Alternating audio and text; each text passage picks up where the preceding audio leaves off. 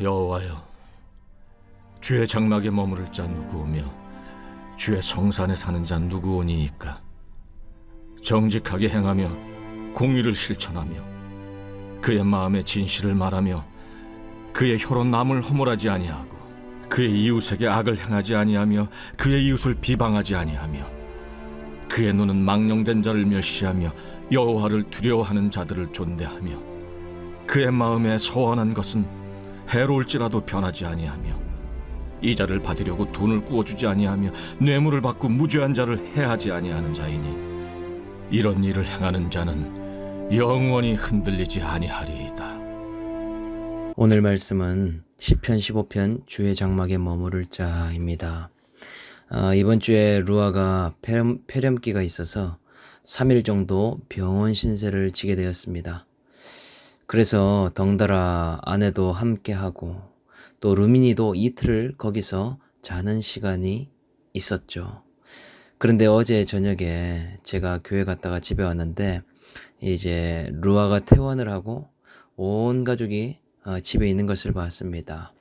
루아 루미니 둘 다 얼마나 신나게 노는지, 그리고 거기다가 퇴근한 아빠의 얼굴을 보고 하하하 호호호 얼마나 웃는지 제가 속으로 이런 생각을 했습니다.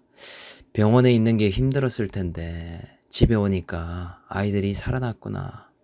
거기다가 아버지가 함께 있으니 저렇게도 좋아할까. 저는 이것이 신앙적으로도 동일한 모습이다 라고 생각했습니다.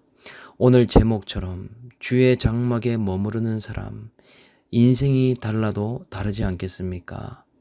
하나님이 거하시는 장막에서 하나님을 만나는 사람, 인생이 즐겁지 않겠습니까? 꼭 기쁜 일이 있어서가 아니고 또 자녀가 잘 되고 돈이 많아서가 아니라 하나님 아버지가 나의 아버지가 되어주시고 내가 아버지의 집에 거하는 자가 된다. 이 생각만 해도 너무나 즐겁더라는 것이죠. 그래서 오늘 말씀을 보면 1절에 여호와여 주의 장막에 머무를 자 누구오며 주의 성산에 사는 자 누구오니이까. 다윗은 인생의 여러 고난을 통과하면서 누가 왕궁에 사는지 그것이 별로 궁금하지는 않았습니다. 그리고 어떤 사람이 화려하게 궁궐을 잘 만들었는지 그것에도 별로 관심 가지지 않았더라는 것이죠. 그런데 무엇에 관심이 있었는가? 어떤 인생이 주의 장막에 머무르게 될까? 어떤 자가 주의 성산에 오르는 인생이 될까? 그것이 무척이나 궁금했다는 것입니다.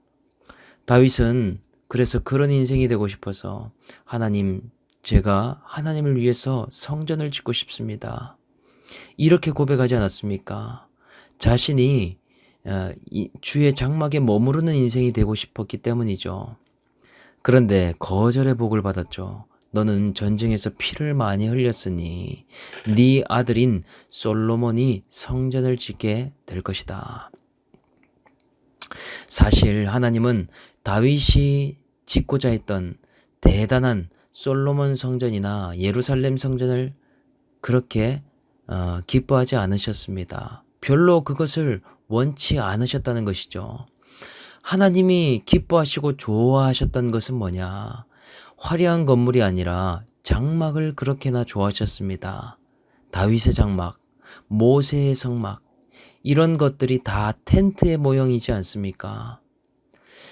그렇다면 성전과 장막의 차이가 무엇이길래 하나님은 장막을 좋아하셨을까? 웅장함이나 화려함은 성전이 훨씬 좋잖아요.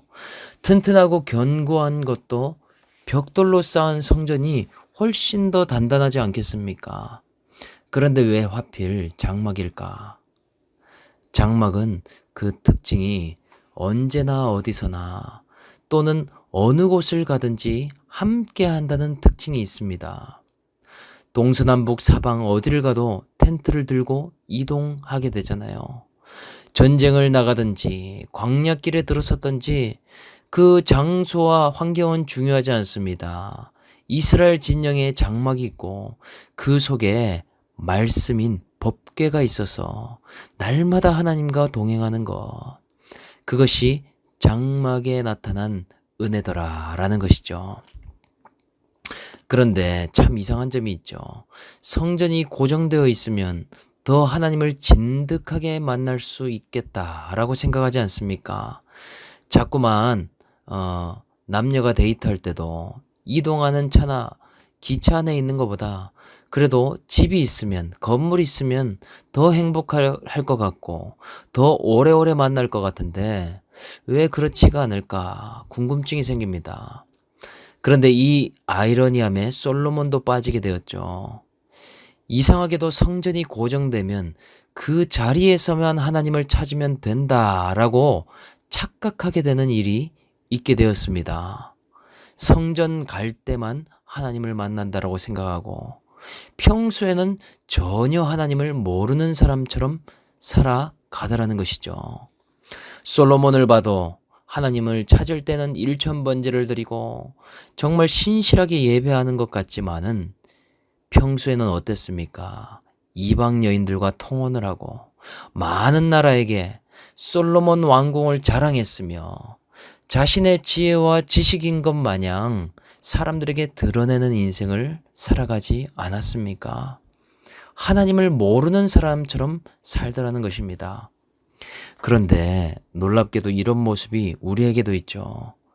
여러분, 우리는 솔로몬과 같은 분리형 신앙을 버려내야 합니다. 교회 가야만 예배고 일상은 예배가 아니고 교회에서만 기도하고 하나님 만난다라고 오해할 수가 있다라는 것이죠.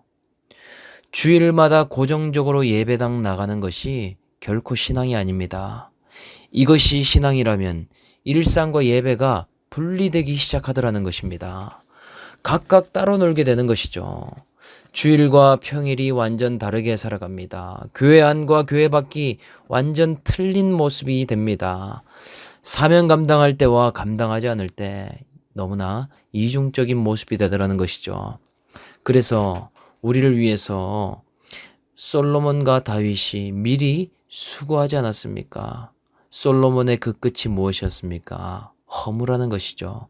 헛되고 헛되며 헛되고 헛되도다.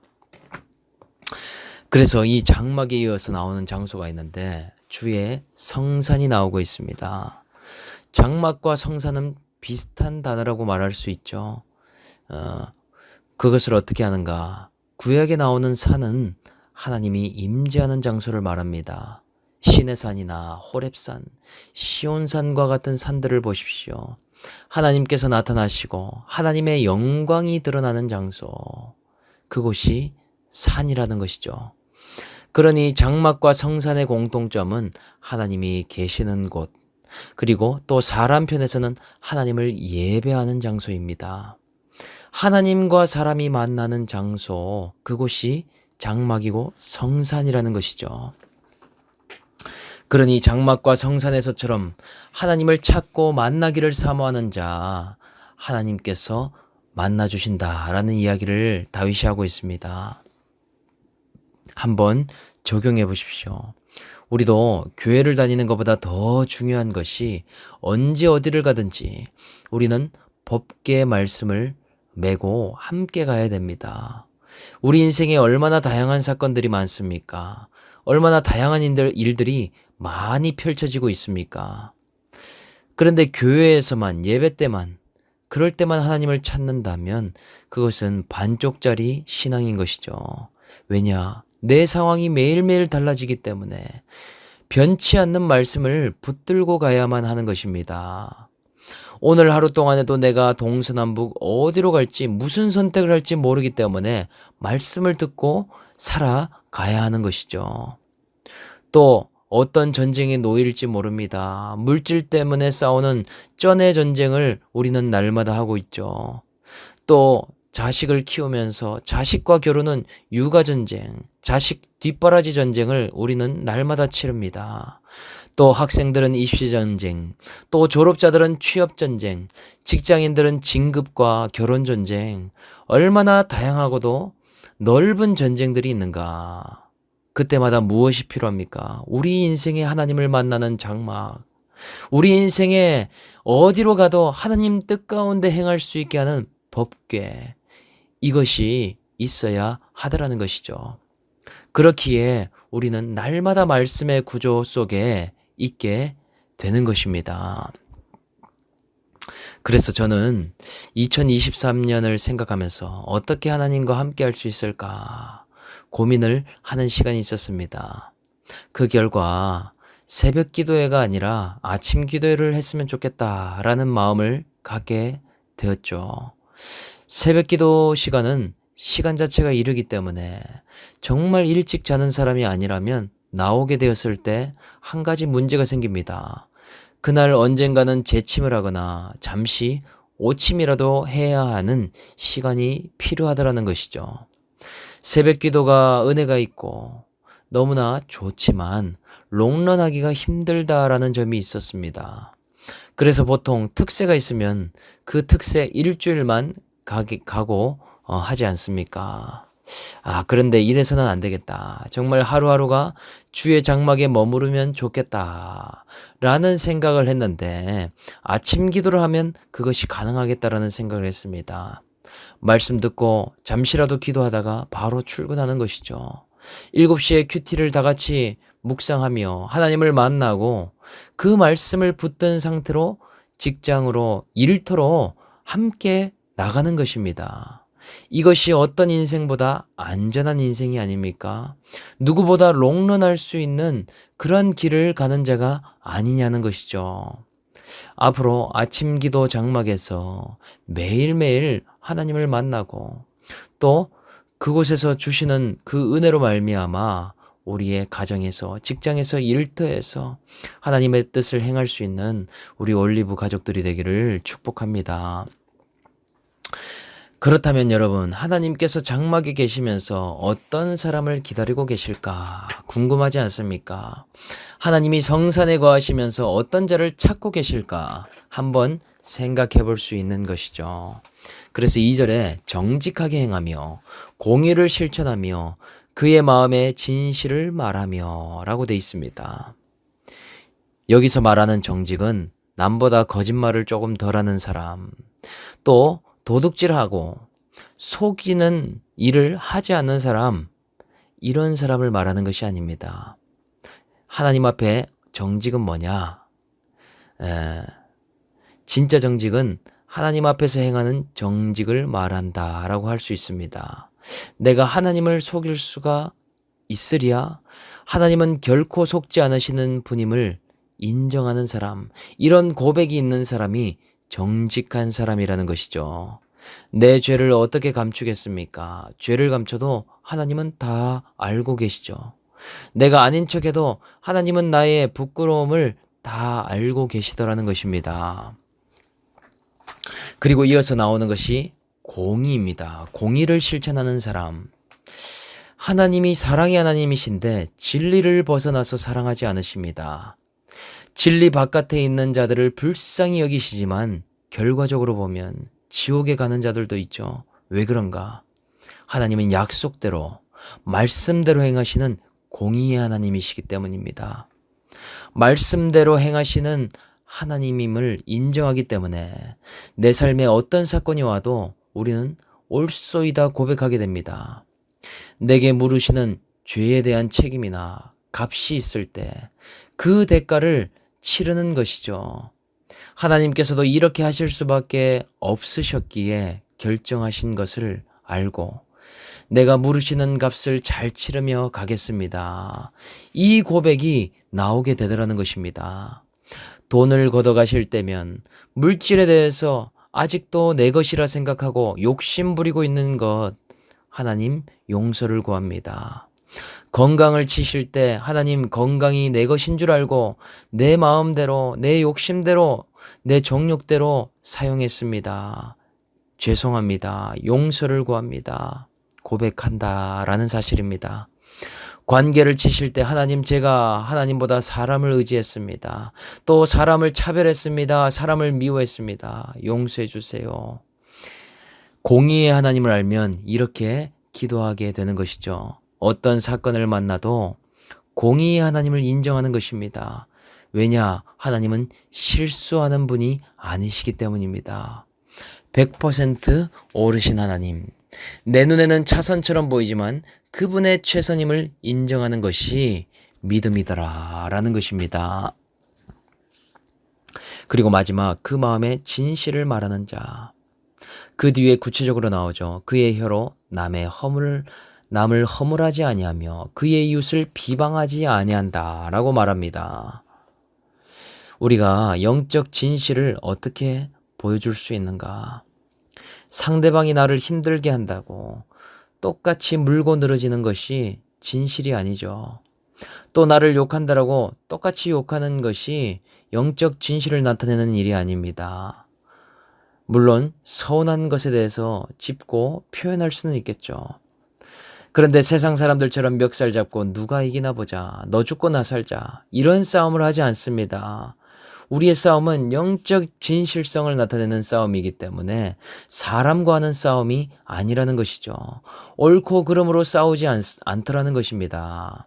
그런 것을 하다가도 우리는 멈춰서야 됩니다.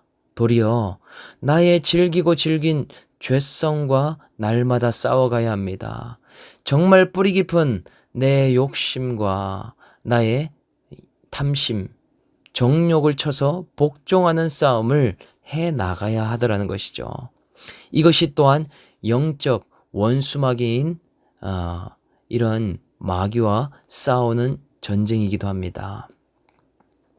그것이 진실한 자의 모습이더라라는 것이죠. 그래서 앞에 나오는 정직과 공의와 진실, 이 세 가지를 모두 행하는 자, 이 세 가지의 공통분모가 있더라라는 사실입니다. 이 세 가지의 근간이 되는 것이 뭐냐? 바로 회개더라는 것입니다. 정직한 자만이 회개할 수 있습니다. 하나님의 공의를 아는 자마다 회개하게 됩니다. 진실을 말하는 자마다 남의 허물이 아니라 자신의 죄를 고백하게 되더라는 것이죠. 회개하고 있는데 남의 허물을 말할 수 있겠습니까? 너무나 어렵죠. 죄를 고백하고 있는데 다른 사람을 정죄할 수 있겠습니까? 잘 안 되죠. 하나님의 공의를 알면 남을 심판하기가 어려워집니다. 나도 하나님께 탕감받은 게 있는데 빚 가지고 갑론을박하기가 어렵더라. 주님이 다 알고 계신데 저도 저의 죄를 용서받았는데 다른 사람의 죄를 용서하기를 원합니다. 이렇게 적용하게 되지 않겠습니까? 그래서 오늘 말씀은 뒤로 갈수록 하나님과의 관계가 이웃에게 어떻게 나타나는가를 알려주고 있습니다. 4절에 보면 재미있는 이야기가 나옵니다. 그의 눈은 망령된 자를 멸시하며 여호와를 두려워하는 자를 존대하며 그의 마음에 소원한 것은 해로울지라도 변하지 아니하며 아무리 가진 것이 없고 권세 없는 자라도 하나님을 경외하는 자를 존대하게 된다고 합니다. 가치관이 완전 달라진 것을 알 수 있죠. 또 반대로 아무리 권세가 많아도 세상에 날고 기는 사람을 만나도 하나님을 망령되이 생각하는 자, 그 사람은 불쌍히 여겨도 그 죄를 기뻐하지 않게 됩니다. 신본주의적인 가치관을 갖게 된다라는 얘기를 하는 것이죠. 또 5절에 뭐라고 하는가? 이자를 받으려고 돈을 꾸어주지 아니하며 뇌물을 받고 무지한 자를 해하지 아니하는 자이니 이런 일을 행하는 자는 영원히 흔들리지 아니하리이다. 하나님을 찾고 하나님을 만나면서 받은 은혜로 이웃에게 행하는 자, 영원히 흔들리지 않는다라는 이야기를 하고 있습니다.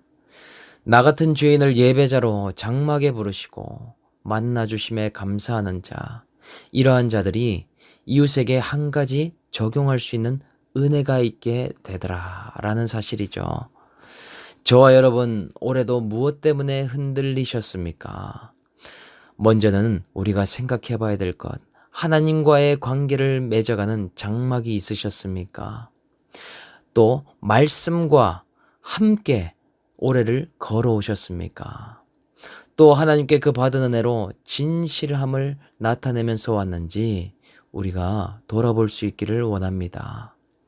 2022년 얼마 남지 않은 시간 동안에 말씀으로 흔들리지 않는 저희 모두가 다 될 수 있기를 주 예수의 이름으로 축복합니다. 아멘.